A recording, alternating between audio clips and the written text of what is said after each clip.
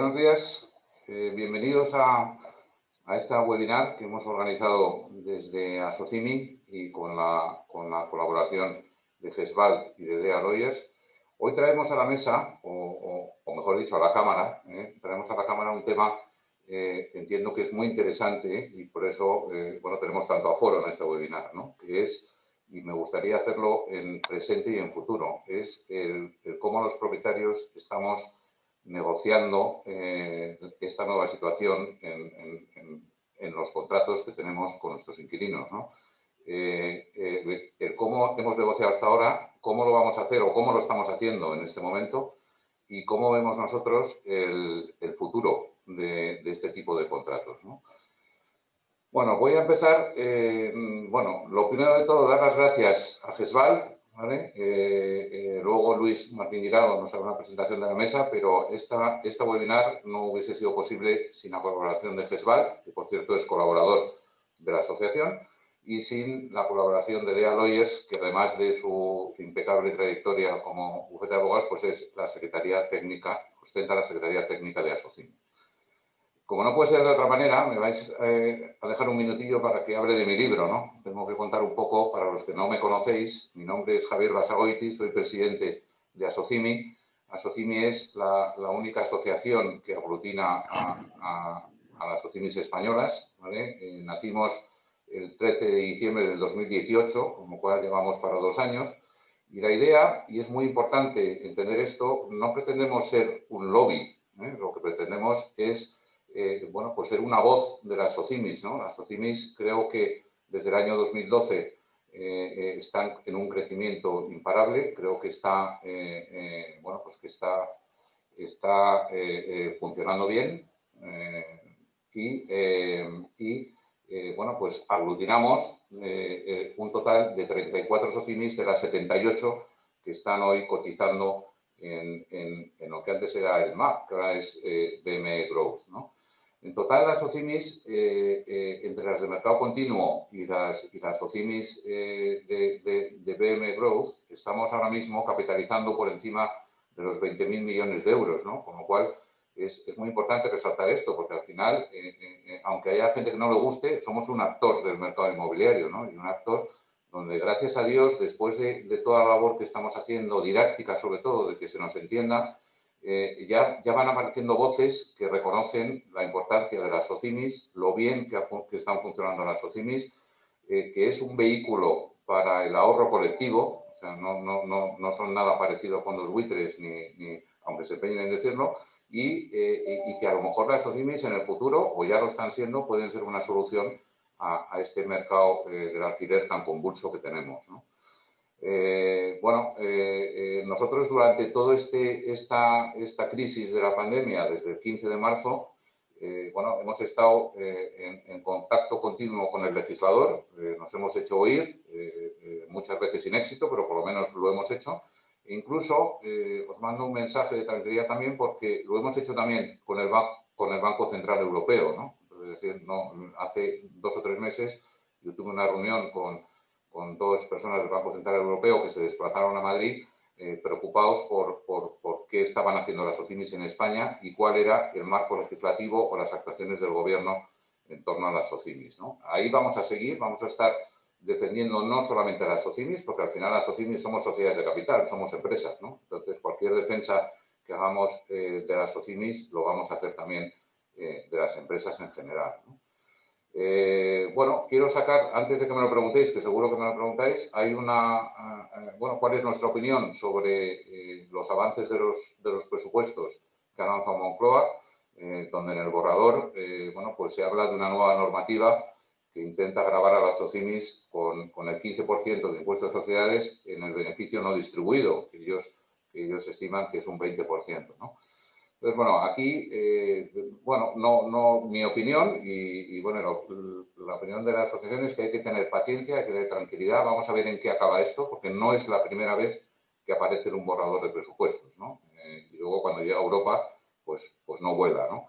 En cualquier caso, sí me atrevo a decir que es una medida muy política con escasos efectos recaudatorios.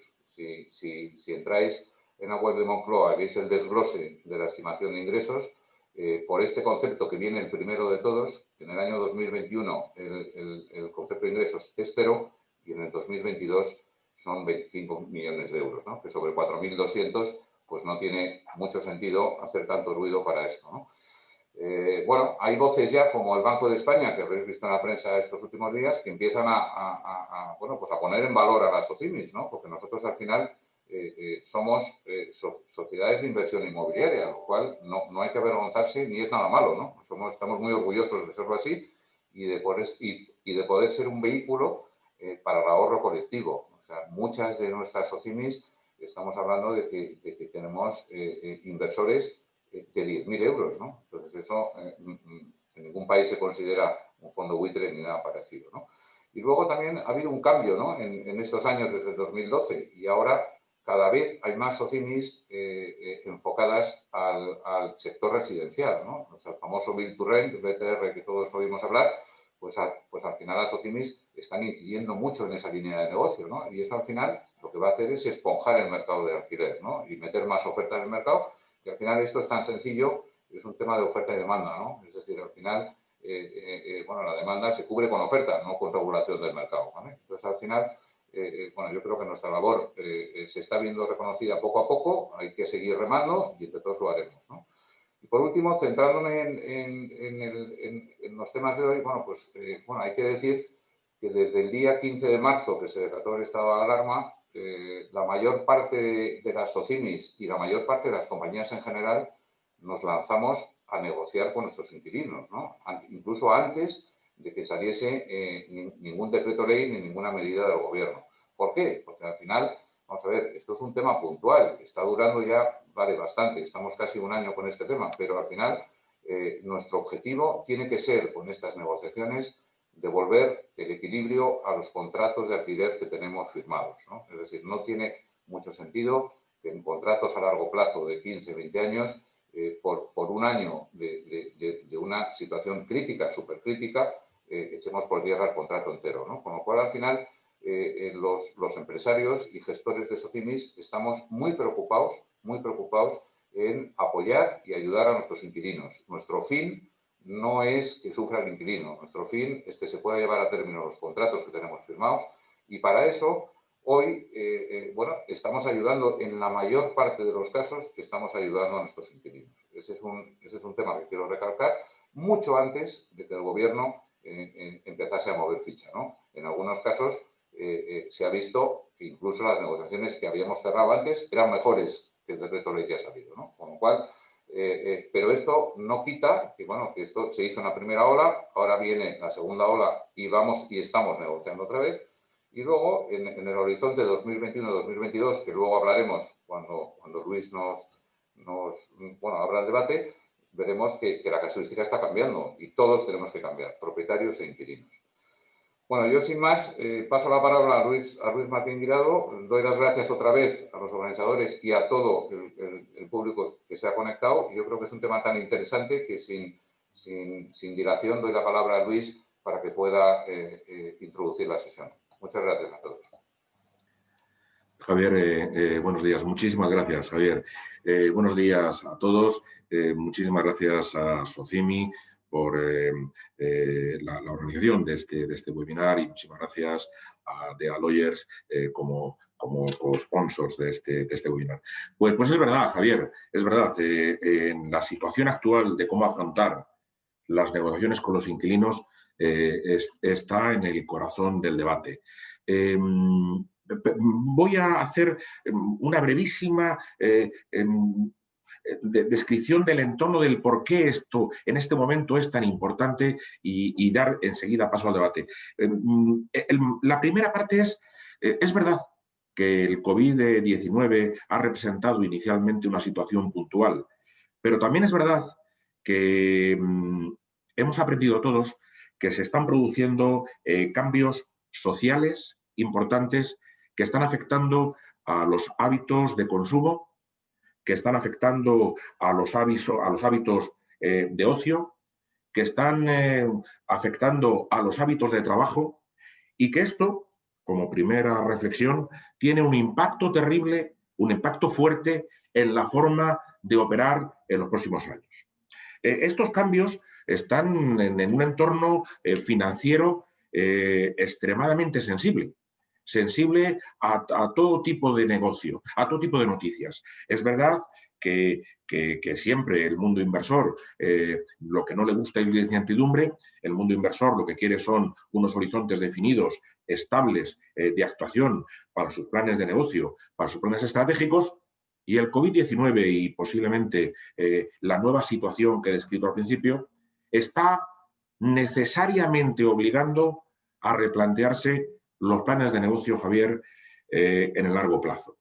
No quiere decir que se cambie nada en particular fuertemente, pero sí que hay que revisar, habría que hacer una revisión de los planes de negocio para ver su viabilidad y su consistencia. Y tercero y último es que todo esto, y ya entrando en lo que va a ser el debate, actúa sobre tres ejes. El primero es los propios activos inmobiliarios. Los activos inmobiliarios son la base en la que tanto el consumo, el ocio, el trabajo y nuestra vida personal se desarrollan y consecuentemente forman una parte sustancial de nuestra vida y lo va a formar cada vez más. La actividad económica que se desarrolla en ellos necesariamente afecta a su valor, a sus alquileres y afecta a la forma incluso que los financiamos. Y tercero, es exactamente esto, el mundo económico, bancos, fondos, inversores, compañías cotizadas y compañías no cotizadas lo utilizan como provisiones, elementos fundamentales y garantías de su actividad. ¿Qué es lo que está en el centro de estos tres ejes? Pues los contratos. Los contratos entre las relaciones de inquilinos, propietarios y financiadores. Y aquí es el porqué, la importancia de este webinar, donde tenemos pues unos panelistas absolutamente de lujo. Por supuesto, Javier Basagoiti como presidente de Socimi y como presidente de varias Socimis y conocedor del mercado profundo de inversión inmobiliario, pero tenemos también a Paula Caro, que es la socio responsable fiscalista de Dealoyers. Tenemos a Isabel Fernández Valencia, que es la directora de Real Estate Advisory en GESVAL. Tenemos a César Morales, que es el socio responsable de toda la actividad inmobiliaria en Dealoyers. Y los cuatro están actualmente inmensamente metidos en todos los procesos de renegociación con los inquilinos.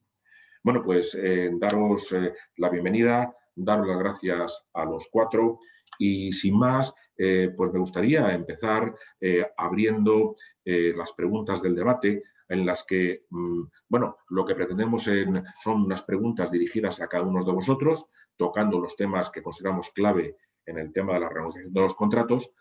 Por supuesto, en cualquier momento, cualquiera de vosotros puede intervenir cuando consideres conveniente y la audiencia tenemos, como ya se ha indicado en el chat del webinar, por favor, cualquier tipo de pregunta la van introduciendo y al final y antes tendremos unos pequeños minutos de coloquio en los que podremos dar respuesta a algunas de las preguntas que ya están surgiendo.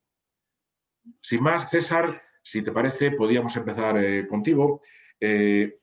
Bueno, yo es que quiero arrancar desde el principio. La famosa cláusula rebus sic stantibus, que para los que somos ingenieros, somos abogados, es que hacía casi 2 años que no lo habíamos oído jamás en nuestra vida y ahora nos hemos convertido en másters de lo que es y creo que no. Entonces, sobre la cláusula rebus sic stantibus, César, actualmente la legislación, ¿cómo la recoge?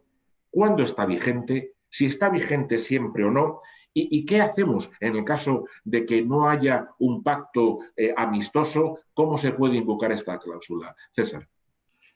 Gracias, Luis, por tu presentación. Hola a todos y también gracias, Javier, por mantenernos en la aventura de Socimi y vamos al tajo. Evidentemente, el concepto cláusula rebus sic stantibus en los últimos meses, prácticamente todos los días en lo que es la práctica en real estate aquí en Dealoyers, pues tenemos algo que decir, ¿no? Lo que voy a hacer es cómo hacemos o cómo afrontamos en el despacho cuando nos viene un contrato de arrendamiento, cómo lo estudiamos para ver qué estrategia seguimos y para ver si es o no aplicable la cláusula rebus sic stantibus, por lo tanto la definiré posteriormente. Lo primero que hacemos cuando nos llega un contrato de arrendamiento es necesariamente analizar la naturaleza jurídica del mismo para ver si estamos ante un contrato de arrendamiento urbano o estamos ante un contrato de arrendamiento de industria. Esto importa porque habrá que saber cuál es la normativa aplicable en defecto del pacto acordado en el propio contrato. Y luego diré también por qué, por las medidas que procesalmente se deban o no adoptar. En segundo lugar, y lo más importante es averiguar o estudiar el contrato para conocer si las partes han incluido una cláusula en el mismo que pueda dar solución a la situación sobrevenida en la que nos encontramos. Aquí ya hay un poco para todos los gustos, desde el contrato que sí lo regula, porque los abogados estuvieron bastante finos a la hora de redactar las posibilidades contingencias futuras del contrato, o por el contrario nos vemos que no hay nada regulado. El primero de los casos allanará el camino para el pacto o una solución porque ya tenemos algo pactado, y en el segundo ya veremos cómo utilizamos las vías de llegar a esos acuerdos o a esa solución. Otros aspectos importantes que tenemos que tener en cuenta de cara a la negociación es la renta. En algunas ocasiones hemos visto o hemos pactado en los contratos que la renta del arrendatario las paga con pagarés, por ejemplo, a principio de año, y le entrega 12 pagarés al propietario. Por lo tanto, en el momento de la crisis, el propietario ya tiene en su poder pagarés que, evidentemente, como los tiene en su poder y, como sabéis, es un título ejecutivo, podría pasar al cobro. Otro tema importantísimo a la hora de negociar este tipo de situaciones es las garantías que el arrendatario haya prestado en el propio contrato. Lo normal es que se presten, como sabéis, avales bancarios a primer requerimiento que tienen poder la propiedad, y como la propia palabra indica, el propietario tiene legitimidad para poder ejecutar el aval con total abstracción de la obligación que garantiza. Por lo tanto, también hay que tenerlo en cuenta porque el propietario, ante el incumplimiento de una obligación, pues tiene todo el derecho a ejecutar ese aval bancario. Luego, por último, también hay cláusulas que, siendo importantes, pero tienen también incidencia en el pacto posterior. Me refiero si el arrendatario está en periodo o no de obligado cumplimiento. Si está en periodo de obligado cumplimiento, tendrá una posición negociadora pues peor que si está en un periodo donde pueda desistir libremente del contrato sin consecuencias económicas, lo que le dará vía para poder optar en caso en que no se llegue a pretendido acuerdo con la propiedad, que, como me referiré en adelante, siempre será la mejor solución.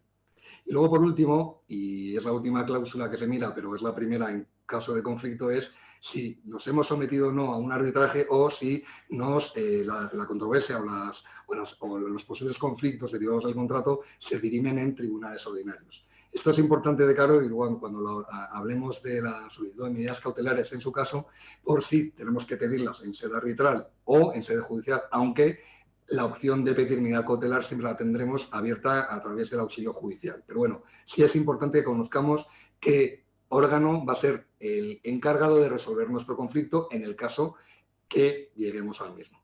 Bueno, dicho esto, una vez tenemos analizado todo el contrato, el principio español regula, cuando estudiamos la carrera de Derecho, el principio de pacta sunt servanda, que, como bien dice la traducción literal, obliga a lo pactado. Es decir, lo pactado en el contrato de arrendamiento es ley entre partes. Y esto no lo podemos olvidar.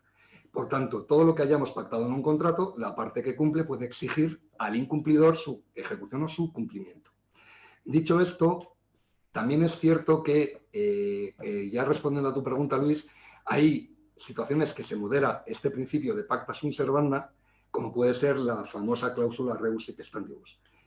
Con independencia de normativa, que si da tiempo me referiré más adelante, como ya Javier Basaguita ha mencionado, de reales decretos que ha publicado el Gobierno, hay que decir de la cláusula rebus sic stantibus que no tiene una regulación directa en el Código Civil como tal.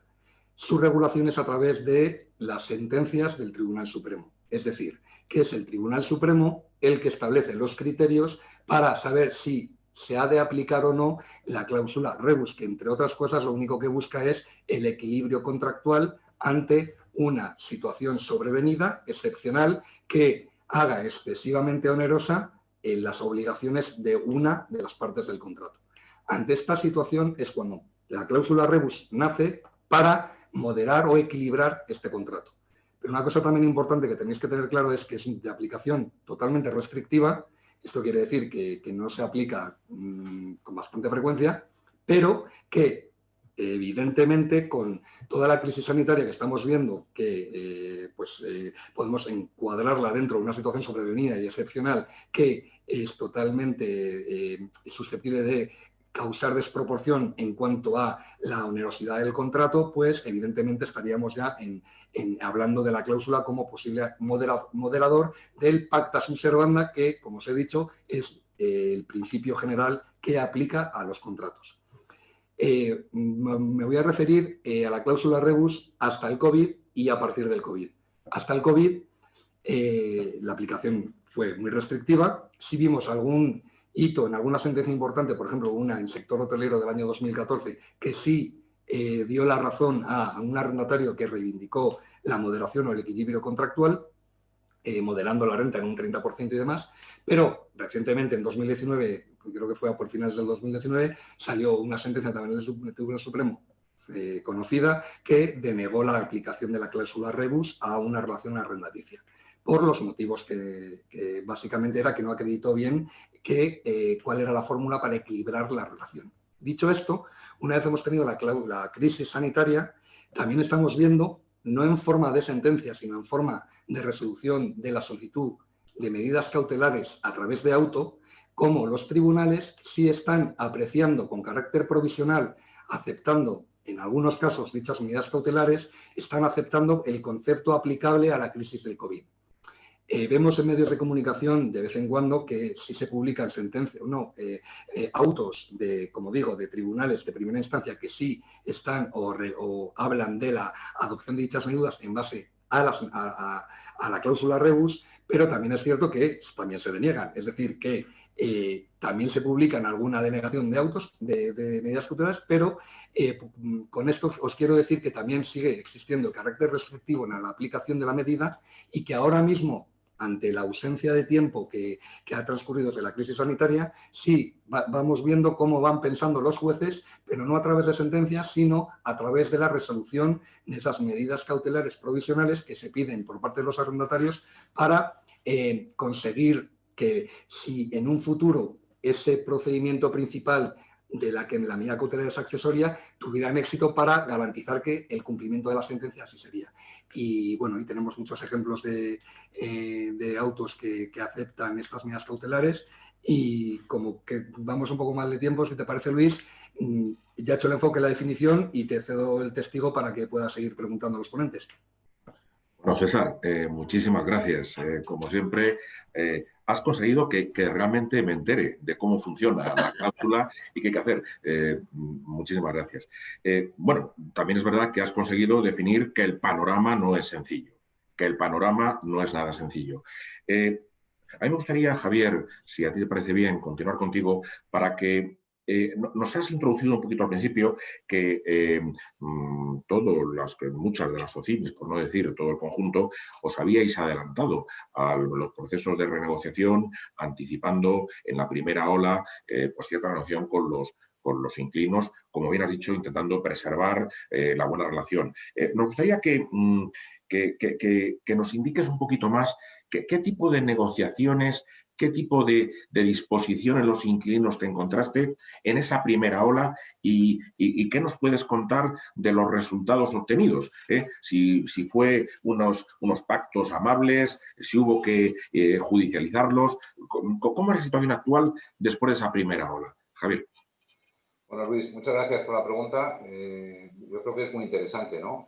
Antes de nada, decir que es muy difícil dar consejos sobre este tema, ¿no? Porque cada inquilino es de su padre y de su madre y cada activo es diferente, ¿no? Entonces, al final, dar un consejo de cómo actuar es muy difícil, ¿no? Yo si tengo que dar un consejo, el primero es hay que llegar a acuerdos. Hay que llegar a acuerdos y eso es lo que hicimos el mismo 16 de marzo. Nos pusimos manos a la obra a intentar llegar a acuerdos con nuestros inquilinos, ¿no? ¿Cuál es la mayor dificultad? La mayor dificultad es que con la situación actual de incertidumbre, llegar a acuerdos a largo plazo es muy difícil, ¿no? Entonces, al final, en la primera oleada, lo que hicimos fue llegar a acuerdos a muy corto plazo, es decir, mensuales incluso, ¿no? Entonces, al final, En nuestro caso, por ejemplo, que estamos hablando de retail en zonas de High Street, ¿vale? Lo cual tiene sus características peculiares, lo que hicimos fue bueno, pues intentar ayudar al inquilino a través de bonificaciones extraordinarias en la renta, ¿vale? Pero mes a mes, ¿no? Entonces, en nuestro caso, lo que hicimos fue una bonificación extraordinaria que no tiene retorno. Es decir, nosotros, por ejemplo, en aquellos casos que estuvieron cerradas, que tuvieron una actividad que no era esencial y estaba cerrada al 100%, nosotros hicimos durante los meses de abril, mayo y junio, hicimos una bonificación extraordinaria del 80% de la renta, ¿vale?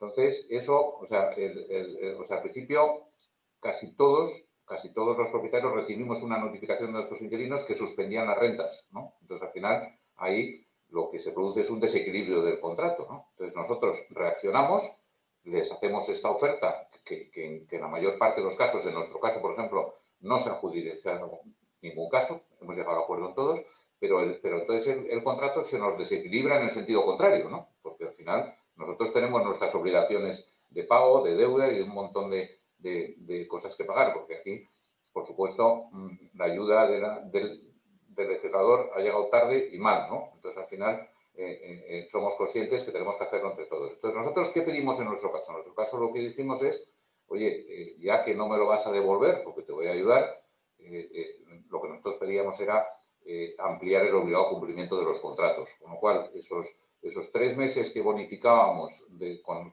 el 80%, lo que hacíamos era aumentar en 3 meses el obligado cumplimiento de los contratos. Y entendíamos que de esa manera, bueno, nosotros ahora vienen mal dadas para el inquilino, pues vamos a ayudar, pero darnos más obligado cumplimiento, ¿no? ¿Qué ha pasado? Pues que eso nosotros conseguimos estabilizar los contratos y en el mes de julio, porque el estado de alarma se levantó a mediados de junio, ya en el mes de julio teníamos a todos nuestros inquilinos pagando full renta, ¿no? O sea, ya, bueno, pues hoy agradecieron el esfuerzo y con eso se pusieron. Eso no evita la picaresca, porque hemos tenido también muchos inquilinos que nos pedían que no estaban vendiendo nada en agosto, ¿no? Cuando en agosto, o sea, por el tipo de negocio en Madrid, pues nunca han vendido nada, ¿no? Pero bueno, pero que eso, quitando esos temas de picaresca puntual, el sistema ha funcionado, ¿no? ¿Qué ha pasado ahora? Pues que viene la segunda ola, ¿no? Entonces, la segunda ola, con cierres perimetrales y limitación de aforos y cierres totales de ciertas actividades, volvemos a tener el mismo problema, ¿no? Entonces, ¿nosotros qué estamos haciendo? Pues volver a hacer lo mismo. Es decir, oye, pues vamos a ayudaros, vamos a llegar a acuerdos, porque aquí, si no lo hacemos entre inquilinos y propietarios, olvidaros, aquí nadie nos va a ayudar, ¿eh? Yo parto de la base que no nos van a ayudar y en muchos casos los decretos leyes que van saliendo, las regulaciones que van saliendo, van incluso en contra de estos acuerdos o son peores que estos acuerdos, ¿no? Con lo cual, ahora mismo estamos volviendo a negociar puntualmente con un único objetivo, que es devolver el equilibrio a los contratos y mantener los contratos. Esto, Luis, como te puedes imaginar, esto tiene un montón de derivadas y un montón de efectos colaterales que nos daría para hacer 7 webinars, ¿no? Desde entrar en valoraciones y tal, que luego hablaremos de ello, pero esto es un poco lo que está pasando hoy, ¿no? ¿Vale? Entonces, esto es lo que está pasando, estamos volviendo a renegociar con nuestros inquilinos y lo estamos haciendo a corto plazo porque no tenemos otra solución ni tenemos la bola de cristal de lo que va a pasar en octubre del 21, ¿vale? Y esto no sé si te he contestado, pero yo creo que más o menos te he contestado. Me has contestado perfectamente. Y Javier, yo lo que sí querría recalcar es que en estos momentos es cuando el famoso alfa de los vehículos se pone en valor y las habilidades, inteligencia y visión estratégica de los asset managers marca la diferencia. Y tú estás poniendo claramente el punto sobre las IES. Además, te agradezco que hayas introducido que eso tiene efectivamente muchas derivadas. Y hay una derivada que, bueno, llevando el agua a nuestro molino y GESVAL está ayudando a todos los SOCIMIs y a todos nuestros clientes en el proceso y es, Isabel, la obligada pregunta que tiene que ir a ti. Oye, en este mundo tan incierto con tanto cambio, claro, los valores de los activos no se pueden quedar, digamos, al margen y tanto el valor como garantía sostenible hipotecaria como el valor de mercado para la valoración de los vehículos cotizados o incluso de potenciales transacciones de inversión. Cuéntanos, Isabel, ¿cómo ves entonces este panorama? ¿Qué efectos tiene tanto en el mundo de la valoración en su vertiente eco, para financiación, o la vertiente RICS. Buenos días a todos.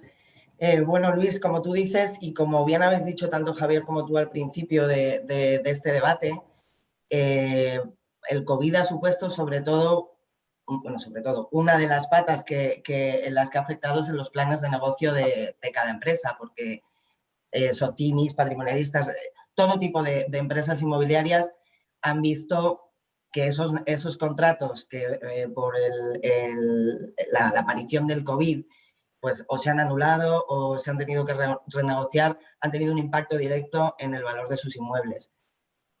¿Qué pasa? Que aquí la diferencia entre RICS y ECO cobra mucha importancia, porque no hay que olvidar que el carácter de la tasación ECO es un carácter de garantía hipotecaria para que el banco garantice un valor de sus inmuebles financiados en el tiempo.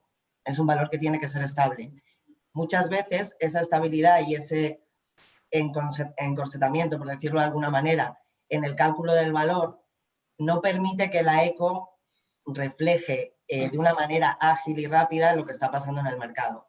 Mientras que la RICS sí es capaz un poco de anticiparse o de tener en cuenta estos cambios que ha habido en los contratos, que bueno, lo hablaremos si da tiempo un poco más adelante, pero una valoración RICS sí te permite tener en cuenta qué cambios va habiendo sobre la marcha en los contratos, y una ECO tiene que ser mucho más conservadora en el valor para darle una seguridad al banco. Es muy importante, sobre todo para las empresas cotizadas, tener muy claro qué está pasando con su valor. No te voy a decir al día, pero sí lo que estamos viendo y aconsejando muchas veces, aunque parezca barrer para casa, pero no es por eso, es tener hoy más que nunca las valoraciones muy actualizadas para evitar sorpresas,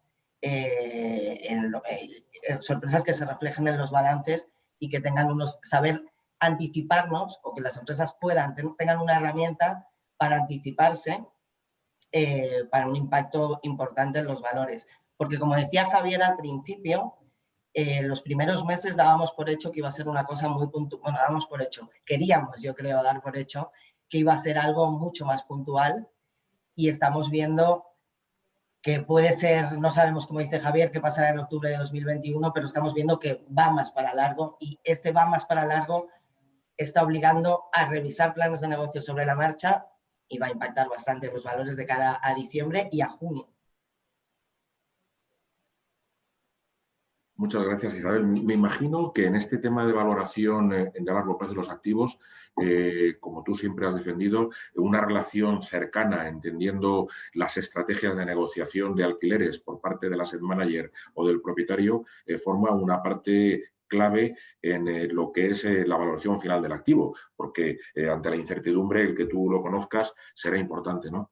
Por supuesto, además ahora es cuando yo creo que eso también, por la parte tanto de Javier como de Paula y César, yo creo que ahora los asesores es cuando más tenemos que ir de la mano con el cliente para entender bien su estrategia y ser capaces de reflejar estas estrategias en nuestros informes de valoración. Muy bien, muchísimas gracias, Isabel, muchísimas gracias. Pues hemos tocado toda la renegociación con el mundo real, hemos visto pues todo el impacto potencial que podría llegar a tener y cómo hay que establecer esta valoración, y claro, no queda más remedio, Paula, que entrar en el mundo cruel del mundo fiscal, en los impactos fiscales, el impacto del IVA, porque como bien introducido perfectamente César, en función de qué tipo de contrato, claro, en el medio de todo esto hay entre dinero, pagarés, pagos, IVAs, en fin, me imagino que todo esto será de una gestión bastante compleja, ¿no, Paula? Pues sí, efectivamente. Buenos días a todos. Muchas gracias por vuestra presentación previa. Sin duda alguna, todas las negociaciones que se han llevado a cabo durante toda esta crisis sanitaria y que se siguen llevando a cabo todavía porque vamos mucho a golpe de Real Decreto, son de diversa índole. Y como decía antes Javier, lo que motiva todas estas negociaciones es sin duda mantener el equilibrio de los contratos y llevarlo a su buen fin.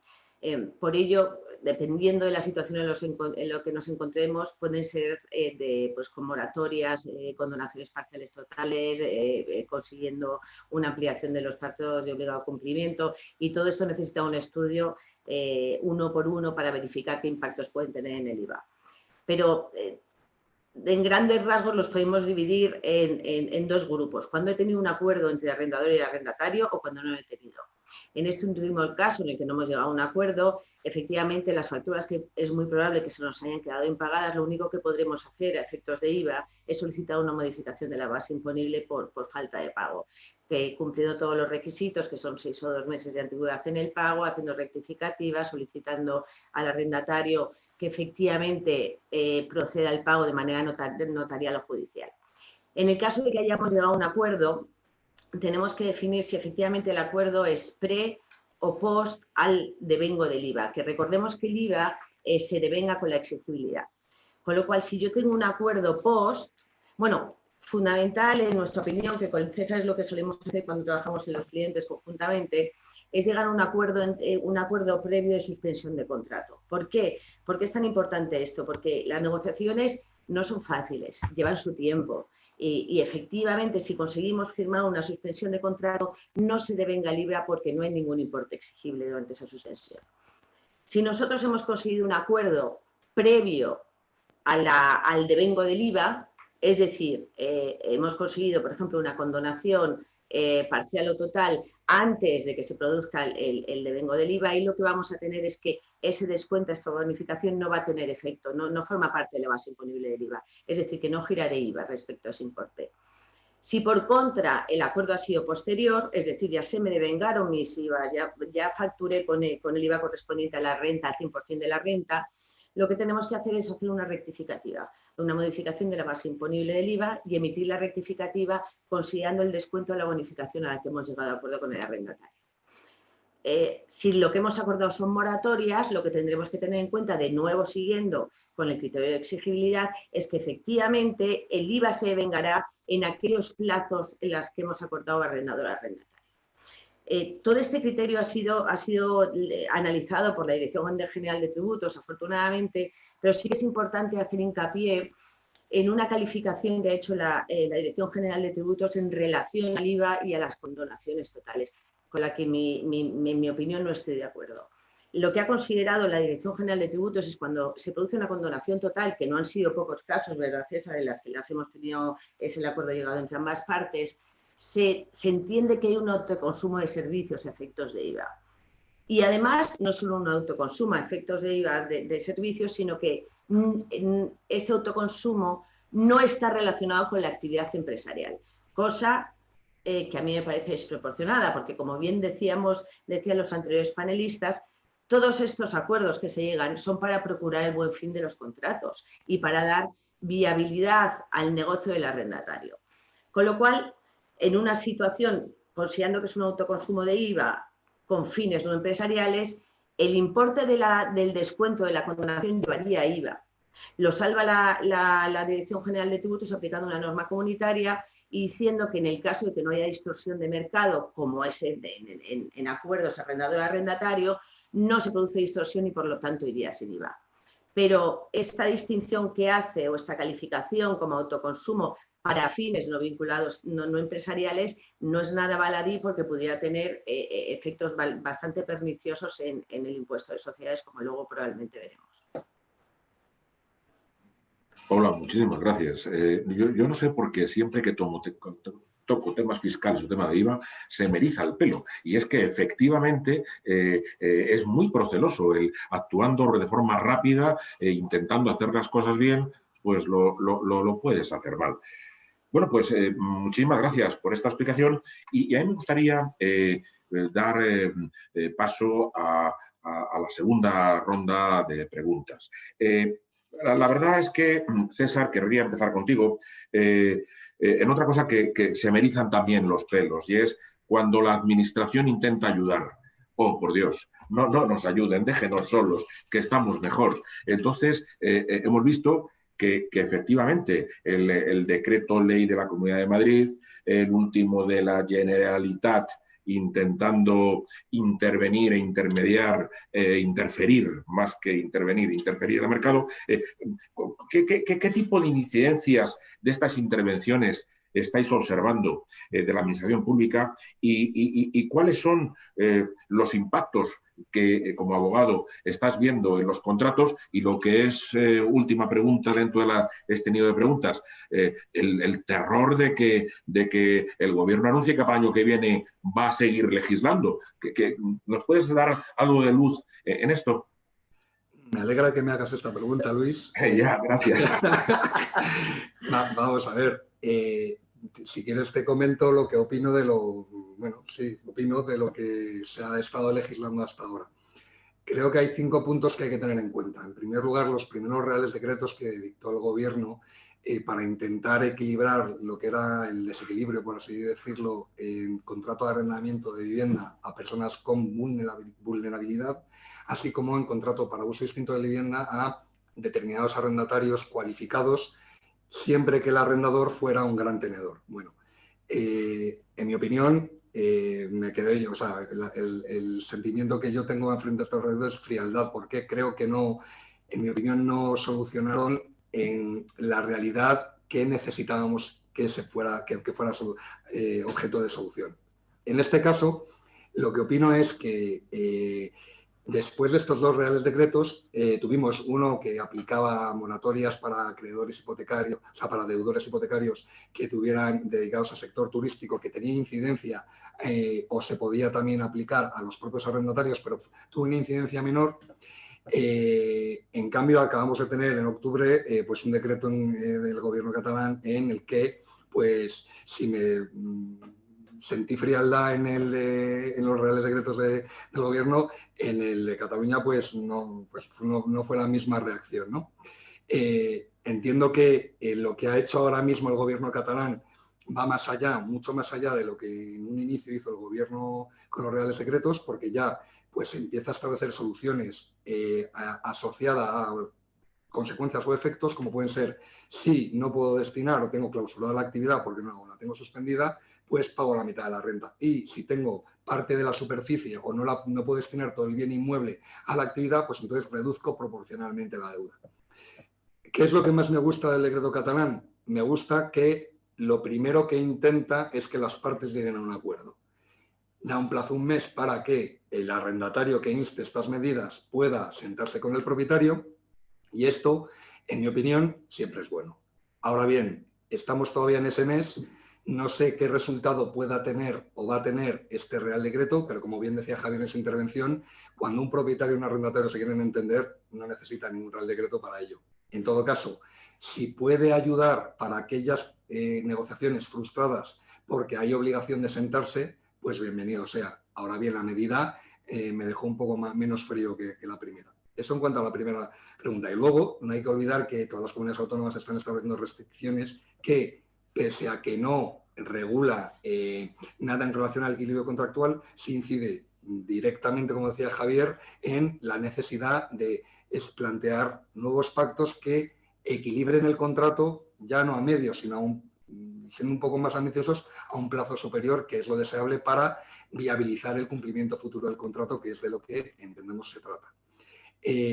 Vuelvo al tema catalán, porque le diré a Paula, si quiere intervenir ahora, que también tiene alguna incidencia fiscal porque obliga a hacer facturas, ¿no? Sí, bueno, a suspender la emisión de las facturas. Esto es lo que hablábamos anteriormente de solicitar la suspensión de contrato, que es un poco el efecto que tiene. Lo que pasa que te lo regulan ya vía Real Decreto, porque es un Real Decreto, ¿verdad? Decreto, sí. Sí.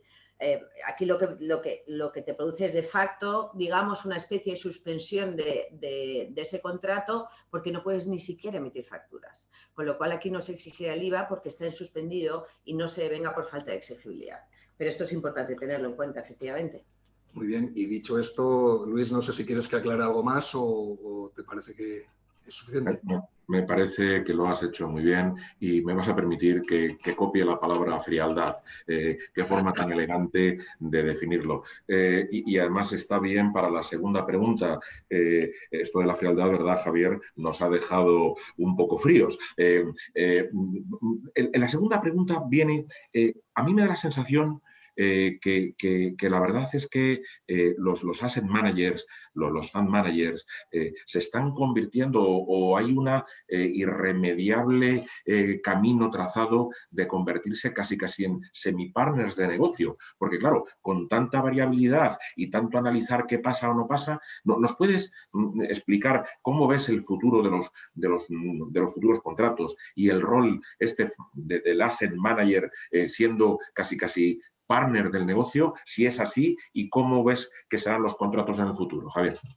Muy bien, Luis. De paso voy a intentar contestar con mi contestación a 4 preguntas que veo en el chat que van en este sentido, ¿no? Pero que yo espero poderlo contestar. Vamos a ver. Hasta ahora hemos estado hablando de qué estamos haciendo con los contratos vivos renegociando a corto plazo, ¿no? Pero no nos olvidemos que estamos ante una crisis sanitaria que pasará.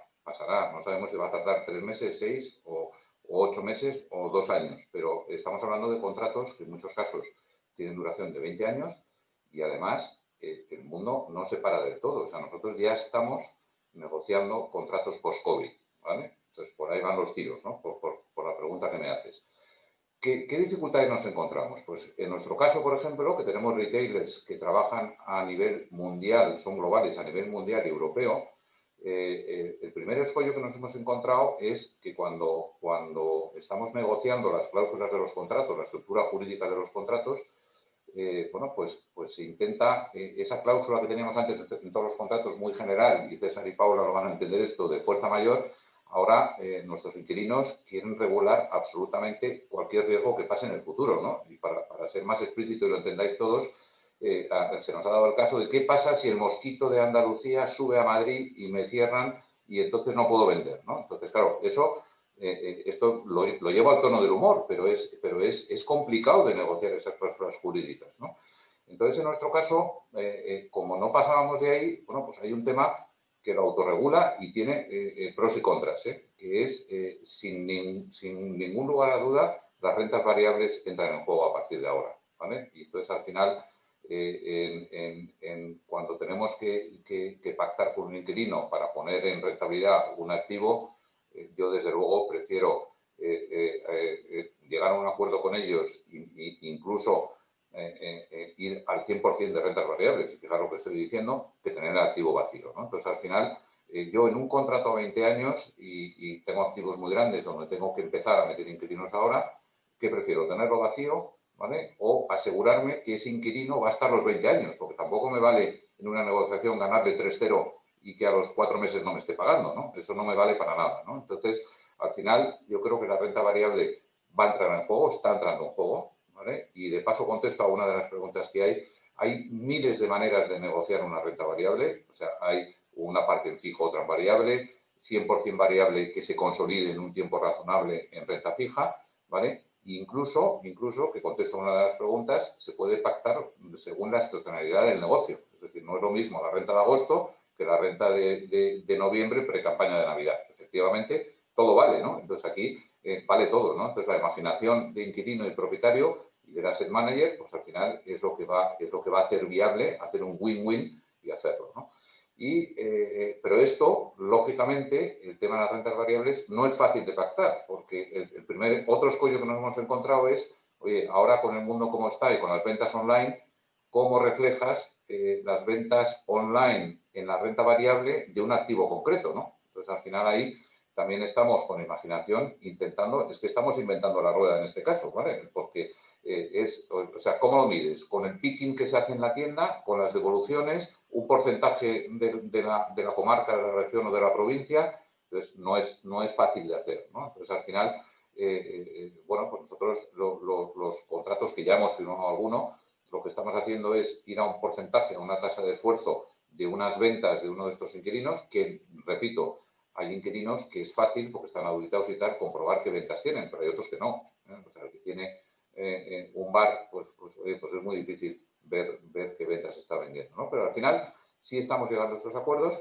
y esto, y estando 100% de acuerdo con lo que decía Isabel antes, esto incide en las valoraciones, ¿no? Pero, y aquí lo voy a esbozar nada más porque esto nos da para otro webinar, pero en el caso de las OCIMIs, el tema de bajar hoy valoraciones es complicado, ¿no? Porque, primero, vuelvo a decir que en un contrato de 20 años, el que haya un gap de un año con con una bajada de rentas o una relación de rentas puede afectar puntualmente al valor de ese activo, pero no a largo plazo, ¿no? Y en el caso de las SOCIMIs tenemos un problema adicional, ¿no? Que es que hoy podemos bajar la valoración, pero si la situación vuelve a equilibrarse y vuelve a la situación normal, se va a valorar por encima y nos va a generar un resultado positivo en el ejercicio que lo hagamos y a lo mejor no tenemos caja para repartir ese beneficio que, como sabéis, al ser SOCIMI estamos obligados a repartir el mínimo el 80% del resultado positivo, ¿no? Con lo cual, yo a corto plazo animo a sentarse con los inquilinos y a negociar a futuro con rentas variables. Yo creo que le tenemos que quitar el miedo a las rentas variables y para esto nos tenemos que apoyar muy mucho en asesores como vosotros que nos apoyáis constantemente y que todos entendamos cuál es nuestro negocio y aquí estamos jugando, ¿no? Porque al final aquí parece que es que o hay una renta fija o el valor es cero. Pues no, ¿eh? También con rentas variables también tiene un valor el activo, ¿no? Entonces, yo creo que las rentas variables han venido para quedarse, ¿no? Y al final, bueno, hay que perder el miedo, ¿no? Nosotros ya lo estamos haciendo y yo creo que es un win-win para las dos partes. Muchísimas gracias, Javier. Está clarísimo, como había indicado antes, que el alfa, la capacidad de liderazgo, experiencia del asset manager está siendo absolutamente definitiva en los vehículos y serán los vehículos ganadores.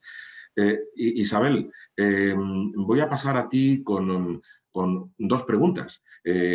Una primera, que era la que teníamos establecida, y otra que surge de la audiencia, que es terriblemente interesante. La primera, y como Javier ha introducido, me gustaría que nos contaras qué papel nosotros como asesores tenemos en los procesos de negociación, en los análisis de rentas, tu experiencia de lo que ha contribuido esto en los muchísimos casos que ya tienes de contribución a la negociación, en el análisis de rentas pre-COVID, post-COVID.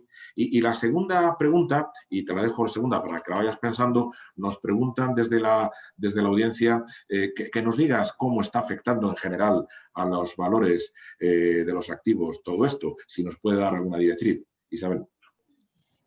Pues mira, Luis, como decía César, me alegra que me hagas esa pregunta, porque muchas veces lo que nos están preguntando nuestros clientes es qué diferencia vemos a la hora de tratar los valores entre la crisis de 2008-2009 y ahora.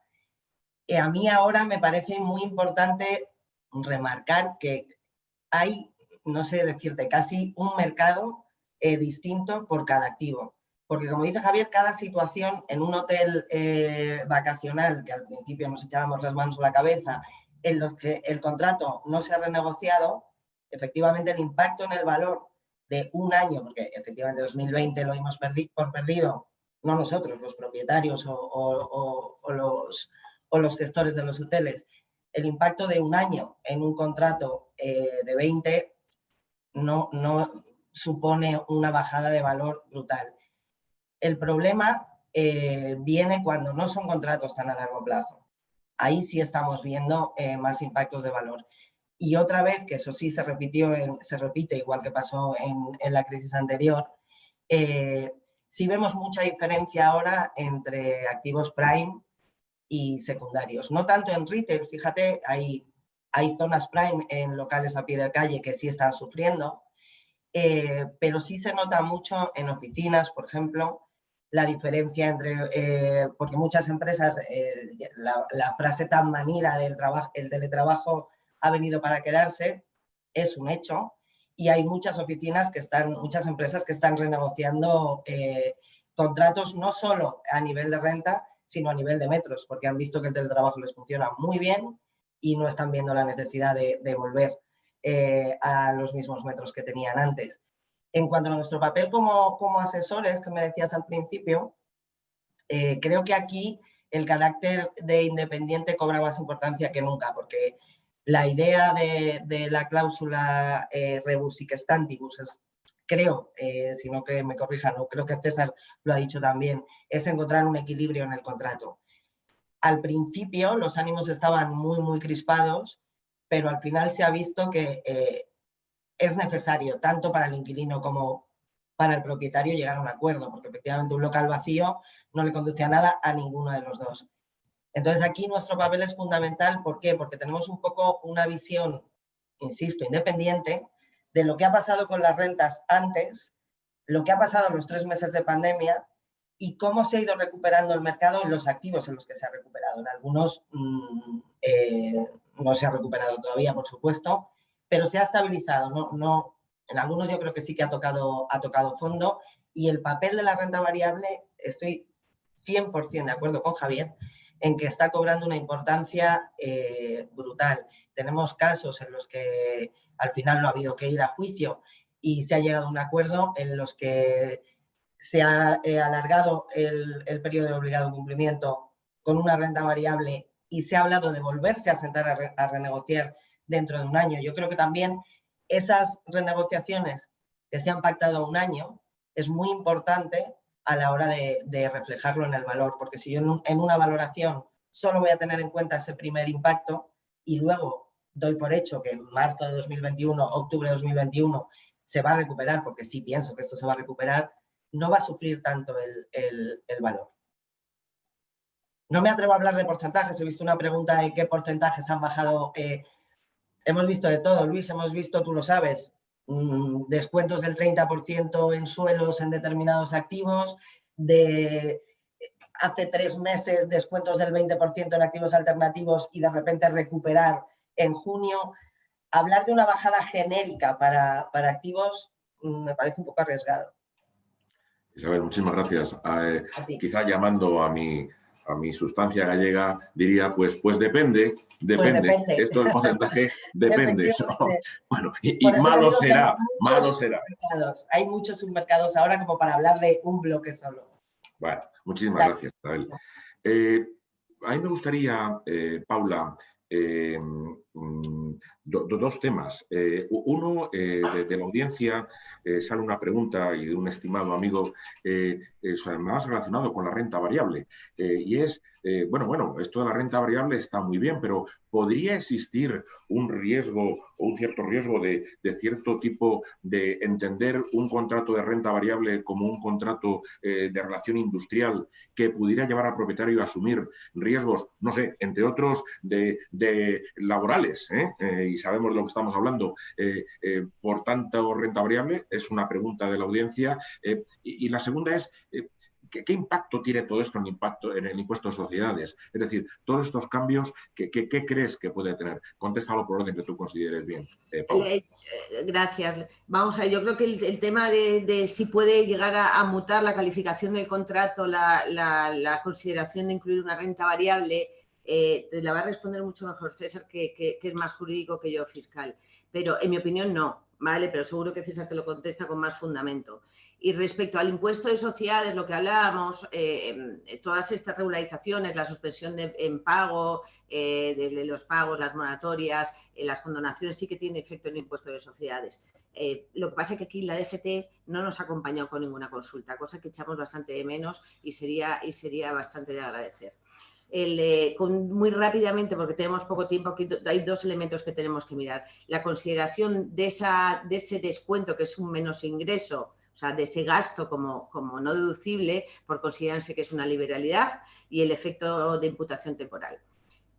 El tema de liberalidad, en mi opinión, es absolutamente descartable. O sea, es un acuerdo entre ambas partes, no es un acuerdo unilateral, no hay ninguna consideración de animus donandi. Lo que se pretende es, como decía antes Javier, mantener ese contrato y llevarlo a su término, ¿vale? Con lo cual, todo tiene un fin empresarial y nada que ver con un animus donandi. Respecto a la imputación temporal, tenemos que tener en cuenta la norma contable, ¿vale? Esto es muy importante, analizar los acuerdos que hemos llegado y analizarlos desde un punto de vista contable. ¿Por qué? Porque esos descuentos, bonificaciones, lo probable que si analizando las normas de valoración de nuestro plan general contable y con una interpretación de las NIF, debamos esos descuentos prorratearlos o llevarlos durante toda la vida del contrato, con lo cual un ingreso que ordinariamente podía haber tenido en este año 2020, debido a esos acuerdos que he tenido, los prorrateo durante la vida del contrato, llevándolos a ingreso en mis años posteriores. Y esto básicamente es lo importante en el impuesto de sociedades. César, yo creo que deberías comentar tú algo más sobre la posible mutación de la naturaleza por una renta variable. Me alegra la pregunta, Luis, porque he visto que está viendo un amigo mío, por cierto, abogado. Entonces, contestar preguntas a abogados, pues a ver, yo lo que entiendo es que el objeto que determina la naturaleza jurídica la determina el objeto contratado. Entonces, si estás hablando de una industria, el contrato de arrendamiento será un contrato de arrendamiento de industria, que como sabéis engloba todo el elemento patrimonial, aparte del inmobiliario, es decir, maquinaria, todo elemento de ser susceptible de la industria para poder ser inmediatamente explotada. La naturaleza jurídica sería arrendamiento sometido a Código Civil y, en cambio, cuando única y exclusivamente alquilas el elemento inmobiliario, es lo que determina que la naturaleza jurídica del contrato sea un arrendamiento urbano. Evidentemente, Luis, tiene implicaciones jurídicas distintas, uno u otros, desde el punto de vista laboral y demás, que no es objeto de debate, y en todo caso, la renta variable solo quiere decir que ahora, aunque estamos utilizando fórmulas creativas cada vez más de tasa de esfuerzo y demás, como muy bien ha explicado Javier, la renta variable en determinados segmentos siempre ha estado ahí. Veamos los centros comerciales, que la renta siempre ha sido una renta variable, lo único que con un mínimo garantizado. Y luego, a partir de ahí, ya se puede jugar con las fórmulas que, como bien decía Luis, creo, o Javier, la fórmula dado para equilibrar a largo plazo el contrato, aumentando el carácter de variabilidad de la renta. Pregunta a otro de nuestros oyentes que efectivamente si tiene algún efecto fiscal, que solamente haya renta variable. Con la administración tributaria te puedes esperar cualquier cosa, pero yo creo que montando muy bien el contrato y exigiendo un mínimo garantizado y montando que, por ejemplo, repercutes todos los gastos, a lo mejor de los gastos de comunidad, gastos de IBI proporcionales, etcétera, etcétera, no tiene por qué desvirtuar la consideración de arrendamiento tampoco. Muy bien, pues Paula, muchísimas gracias. La verdad es que tenemos bastantes preguntas y no tenemos tiempo para contestarlas. Desde aquí me comprometo a todos los que han presentado la pregunta, les contestaremos. Agradecer a todos los panelistas vuestra presencia y dar la palabra a Javier Basagoiti para que pues, clausures este webinar, que espero haya cubierto, Javier, las expectativas que teníamos y espero que la audiencia haya sido así. Pues Javier, clausura. Muchas gracias, Luis. Bueno, antes de dar las gracias a todos, sí me voy a permitir contestar dos preguntas rápidamente. Una, yo creo que es una pregunta interesante, que es si vamos a mandar las conclusiones de la webinar por escrito, ¿no? Entonces, desde Asocimi, yo creo que César aceptamos el reto que a los 200 y pico participantes que se han conectado, hacerles un resumen de lo que hemos hablado y de lo que se ha tratado y mandarlo por escrito para que nos puedan seguir haciendo preguntas con la sugerencia de Luis de que estamos aquí para contestarles. Si tú me lo permites, también decir que está grabado este webinar y que va a estar disponible, desde luego, en la web de GESVAL a vuestra disposición para que el que no haya podido atender o el que quiera escucharlo otra vez, si es que quiere ese sacrificio, pues también lo va a tener, ¿eh? Y también añadir, si queréis, Javier, que evidentemente, como también tenemos a muchas OCIMIs, de asociados o no, que por supuestísimo a través de la Secretaría de Asocimi que estaríamos dispuestos a profundizar, ampliar, debatir y lo que fuera necesario. Vale, y por último, como es un tema que lo he sacado yo, me voy a permitir contestar otra pregunta, que es cómo funcionan las rentas variables, ¿no? En los contratos que estamos negociando ahora mismo, sí nos cabe el 100% de renta variable. Entonces, aquí lo que hacemos para salvar el valor del activo es que introducimos una figura que se llama pues un pago anticipado mensual de la renta. Es decir, lo voy a explicar muy rápido. Si yo estoy estimando que la tasa de esfuerzo que suele ir sobre venta suele ir entre un 9 y un 14%, me va a llevar a una renta de 2 millones, por poner un ejemplo al año, ¿vale? Pues lo que hago es que les pongo un prepayment mensual por adelantado, ¿vale? Inferior a esos 2 millones, pero lo suficiente para que nos cubra el servicio de la deuda y nos salve el valor del activo, ¿no? Entonces aquí esa negociación es muy importante porque o sea, el inquilino nunca te va a pagar por adelantado algo que no piensa que puede vender, ¿no? Entonces al final eso te está salvando, eso es de alguna manera tener un fijo, pero no con las palabras que usan César y Paula, porque es difícil, mínimo garantizado, es difícil hacerlo, ¿no? Pero ese prepayment sí que nos lo están validando los bancos ahora mismo, ¿no? Porque al final es un ingreso que tiene la compañía y que lo tiene por adelantado. Si el inquilino está dispuesto a pagártelo, es que piensa que va a alcanzar esa cuota de ventas, ¿no? Y luego, el segundo tema es, oye, esto, vale, yo te ayudo ahora, pero volvemos al equilibrio de los contratos. Esto, dentro de un periodo razonable, que como decía Isabel, puede ser 1 año, pueden ser 2 o pueden ser 3, eso se traduce en una renta fija. Es decir, tú ya has probado que estás vendiendo bien y eso se puede traducir y consolidar en un mix de rentas o bien 100% renta fija, ¿vale? Esto como aclaración, porque es un tema muy nuevo y bueno, yo como me toca acabar, pues me permito el lujo de contestar esa pregunta.